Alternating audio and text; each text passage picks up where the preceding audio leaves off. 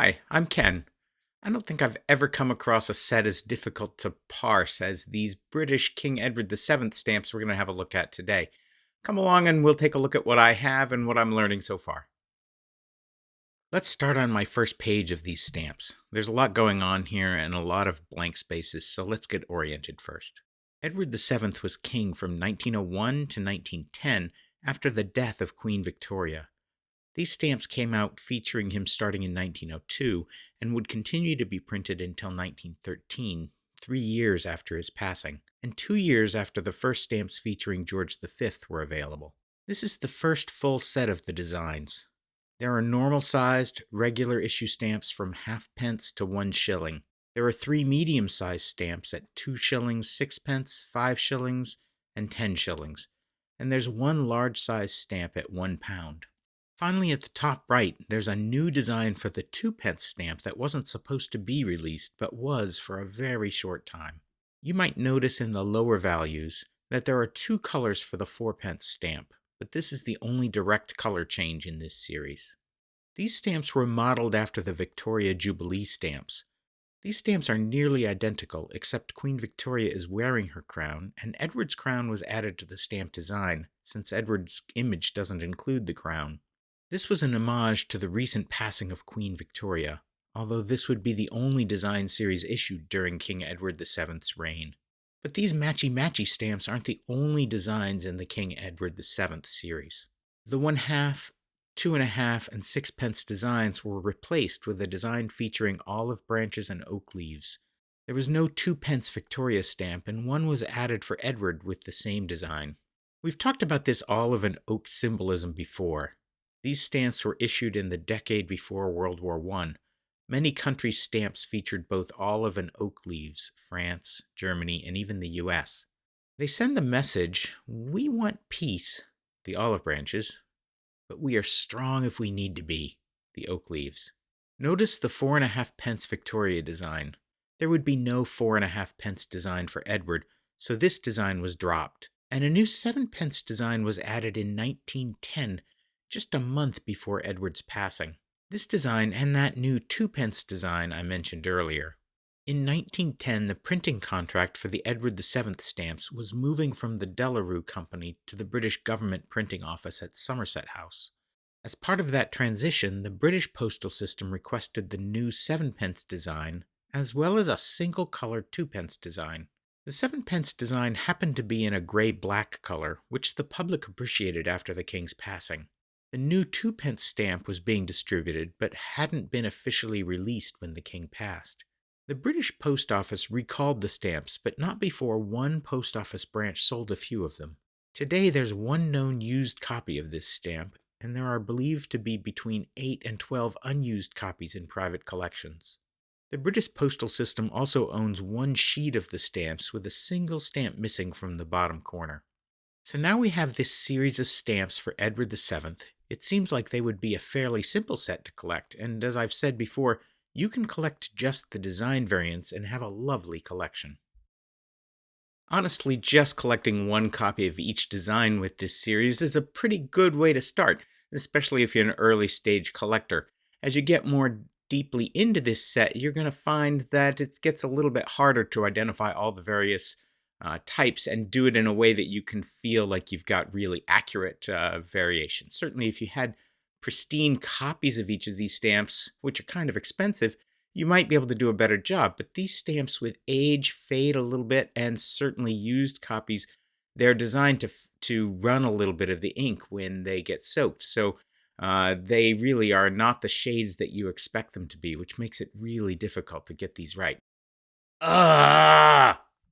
So I'm starting to get a better handle on these stamps, but as I look for more clear guidance online, I find that online resources are kind of lacking for this series, unlike any other I've seen before. Experts in the field seem focused on giving information to other experts, so it's information for people who seem to already know what they're talking about nuances that other experts might notice. For example, one expert asked about shining a UV light on one of the stamp inks and looking for the telltale evidence of a particular shade. But they didn't mention what exactly the colors and shades and reaction they were expecting to find there. Another expert talked about using a UV light on Somerset House stamps because some Somerset stamps react to UV light in a special way. But again, they didn't mention which stamps react and which ones don't react. So we're lacking that information to really be clear for a beginning collector to know exactly which shade is what in this series. I think it's time to calm myself down a bit with a look outside. This is my wife's garden. It's covered in a little snow. It's cold outside, but it's peaceful. I haven't gotten a hold of a specialized catalog yet to see if it brings clarity to these problems. I'm guessing it only partially solves the issues I'm having. There seems to be an if you know approach to these stamps that I'm finding unsatisfying, but I'll try to be at peace with it. I considered not making this video because I really don't know enough about this series yet to talk authoritatively about it. But then I realized that the information on the web is a little weak in this area. Even the information in the Concise catalog and the Scott catalog I have is weak in this area. And so I figured it was better for me to share what I know, how limited it is, and help people where I can. So you're here with me on this journey. I hope you give me some grace that I don't know this area well enough yet, but I hope I'm able to share some of what I've learned in a way that'll help you get more information than what you can get from just scanning internet resources like I've been able to, or catalogs like I've been able to. So anyway, let's dive into it. Again, this is my first page of these stamps. Let's zoom into the half-cent stamps at the top to show you the first difficulty with these issues. All 4 of these stamps were printed by the first printer of these stamps, the Delarue Company. They had the printing contract for the first 8 years of this series. The Scott catalog, published in the US, lists 2 colors for this stamp and doesn't mention that there might be different printers. On the other hand, the Stanley Gibbons Concise catalog lists 4 major catalog numbers for the stamps printed by Delarue. These 4, which are the Stanley Gibbons catalog numbers 215, 216, 217, and 218. It might be easy to tell the first 2 from the second 2, but there are 4 distinct color listings. See if they make sense as I say them. In order: dull blue-green, blue-green, pale yellowish-green, and yellow-green. Telling the first 2 apart is the hardest for me, but it isn't so simple.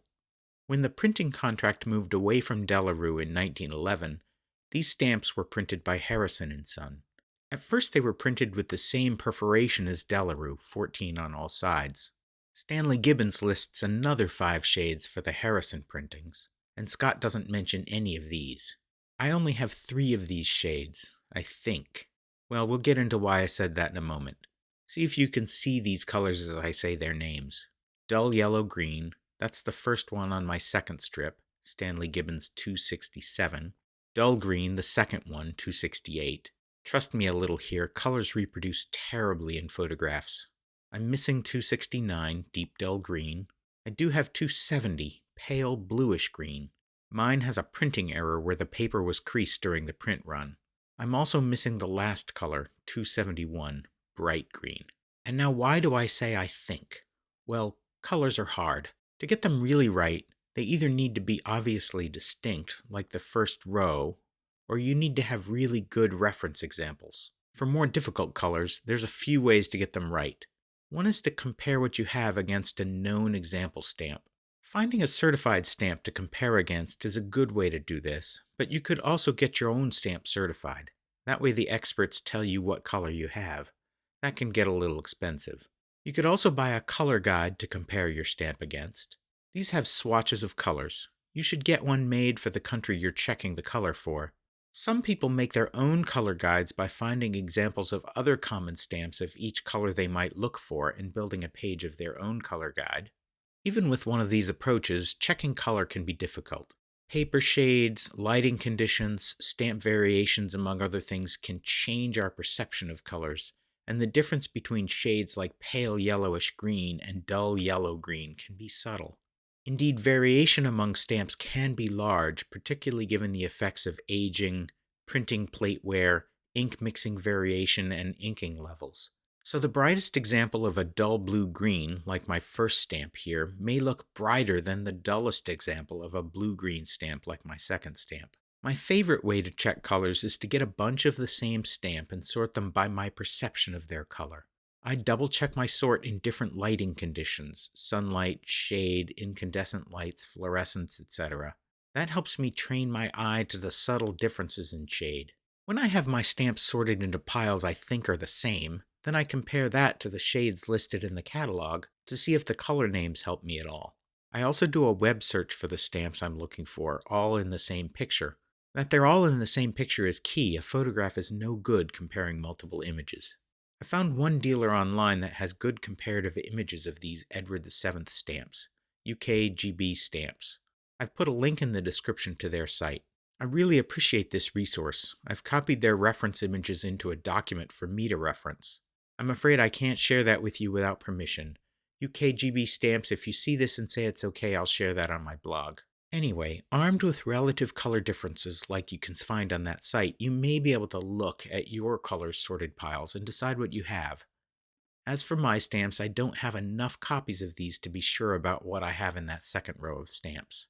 When that happens, I list my best guess with a question mark so that as I get more copies I can do better checks. I have one more of these green stamps. All the other stamps are perf 14, but this one is perf 15 by 14, also printed by Harrison & Son. It's Stanley Gibbons number 279, listed as either dull green or deep dull green. I'm confident that my stamp is a regular dull green.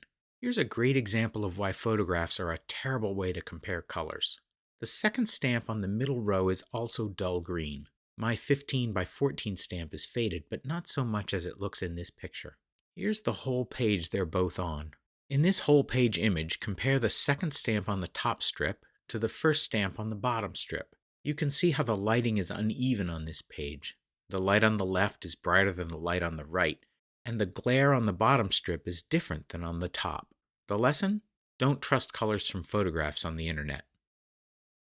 Okay, so there's 9 color shades across 10 different catalog numbers, according to the Stanley Gibbons Concise catalog. If we look into the Stanley Gibbons Specialized catalog, there's a lot more shades, but that's really heading into silly town given how hard it's been just to identify the 9 we have, so we're not going to bother with that. If you did have an accurate representation of every one of the shades here, then you'd only need really one more thing to identify all these stamps, and that's a perforation gauge to tell the perf 14 from the perf 15 by 14 stamps. So that's really all you'd need to move forward. So that's one color, one stamp down, and 16 more to go. I promise we're not going to go into all of them into the same level of detail. This is my table of all the stamps listed in the Stanley Gibbons Concise catalog. This is as deep as I'll go in my collection for now. We've already talked about how there were multiple printers for these issues. Delarue was the printer of all these stamps until 1910. Those are the first 2 columns in this table. You can tell some stamps were printed by Delarue for sure if they have a cancel date of 1910 or earlier. That's actually a good way to get some color examples that you can be sure of. In 1911, printing moved either to Harrison & Son or the government printer, Somerset House. Harrison couldn't print the 2-colored stamps, but they could print in volume, so they printed these lower-value single-color stamps. Somerset got the others. There's no overlap, thankfully. Together, stamps from these 2 printers are known as provisionals, I assume because they were there to fill a gap while the King George V stamps were being designed and produced. The official way to tell Delarue stamps from the provisionals is by the colors. Like I said, with one exception, the provisional stamps are listed as slightly different shades. People say that as a rule, the quality of the Delarue printing is better, but that feels a bit too qualitative to rely on. Of course, there are a few stamps from Harrison that can be definitely distinguished by their 15 by 14 perforation, but otherwise it's mostly shades. Oh, and experts say that you can tell some of the Somerset issues because they shine under long-wave UV light.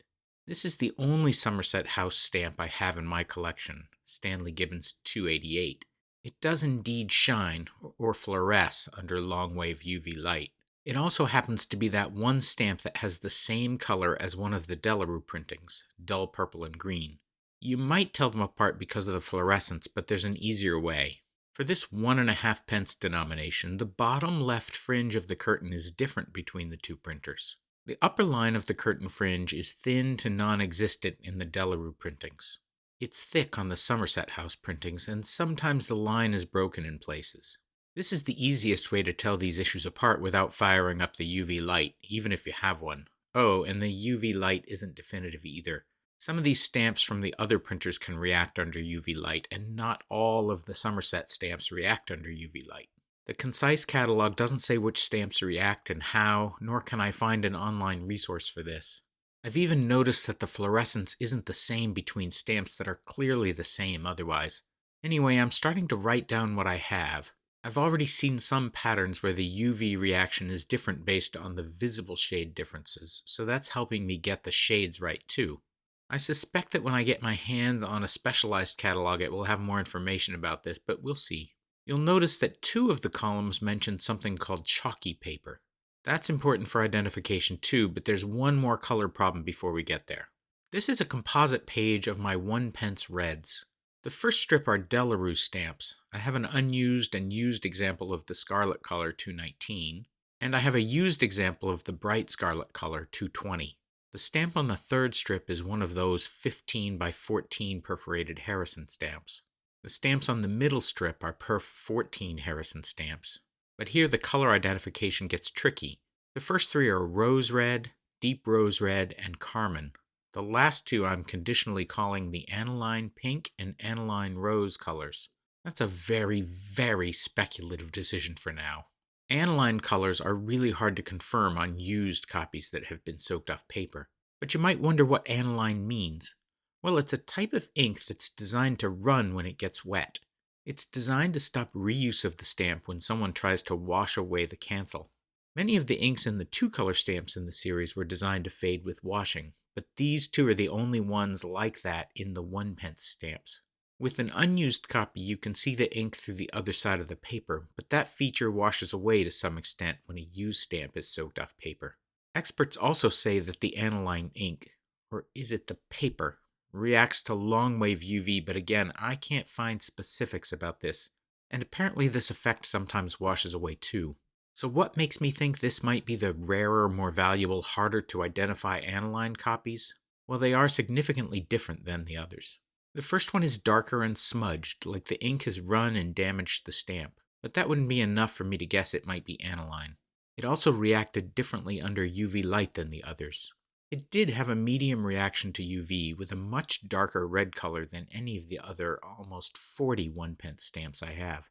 Still, I've put a question mark under that one. The last stamp shined brightly under UV. It was my only 1p stamp that did that. The back of the paper glowed a bright canary yellow where all the other copies were a dull tan to yellow shade. There was also some hint of red bleed through on the back. This one I'm more confident in, but still I'll keep it with a question mark for now. You can see this is a tedious process. I have about 40 examples of this 1p stamp, but I don't think I have enough to say anything definitive yet. There's more work to do here, and I'm gonna have to look through the specialized catalog at some point to really nail this down. Now we need to talk about that chalk-surfaced paper. Chalky paper, also called chalk-surfaced paper, was created to make it harder to remove cancels. A thin coat of chalk-like powder, typically mixed with milk into a slurry, was applied to the paper and dried before applying the ink. That made the ink layer wear away if someone tried to erase the cancel. Those ink layers became more permanent with time, so don't bother testing this on some junky stamp you have. Despite the name, you can't tell these by looking for a chalky residue.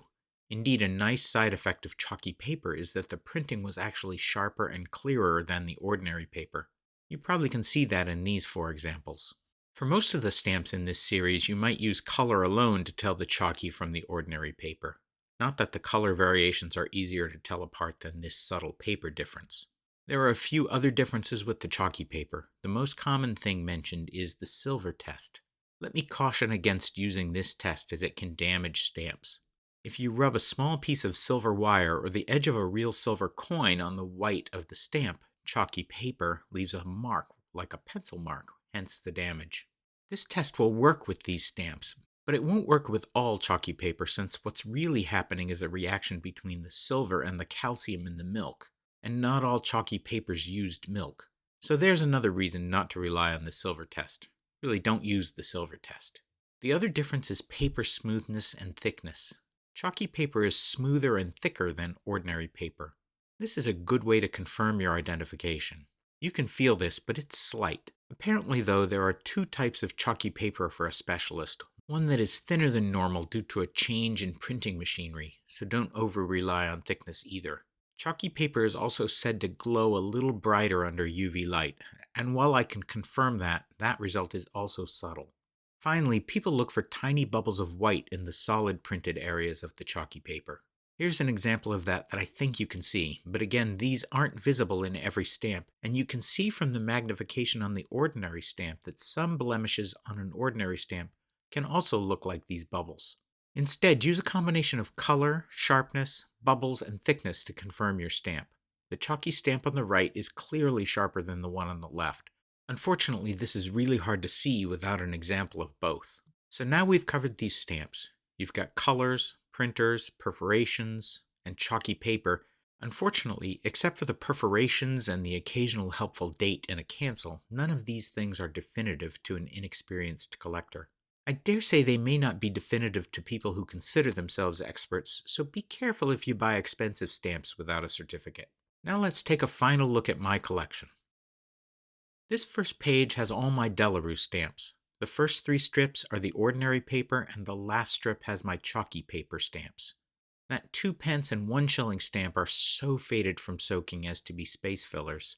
Possibly the same with that first 3p stamp on the chalky paper, although that's not out of range for some of the shades, still a poor copy. This is my page for the Harrison & Son printings. I first tried to get all these together on one page to see the shades better, but there were too many shades for that. The first 3 strips here are my Perf 14 stamps. The final strip has the Perf 15 by 14 stamps. And this is my page for the Somerset House printings. Just one lonely stamp so far, but a really nice unused copy. Finally, I have just one of the higher value stamps from this series. This is the Delarue printing on ordinary paper, Stanley Gibbons number 260. Again, it's good to have at least one stamp on this page as an example. Hopefully there's more to come. So there we are. I don't think I have a good handle on these stamps yet completely. I'm learning and hopefully getting better. I hope that you've made some progress in your journey on these stamps too by watching this video. I also hope that my being willing to share my imperfect journey on these stamps and my willingness to give it a try even though I don't know everything yet encourages you to take a stab at some of these stamps and do your best with what you have and try to collect as well as you can with these stamps. Anyway, I hope you've enjoyed.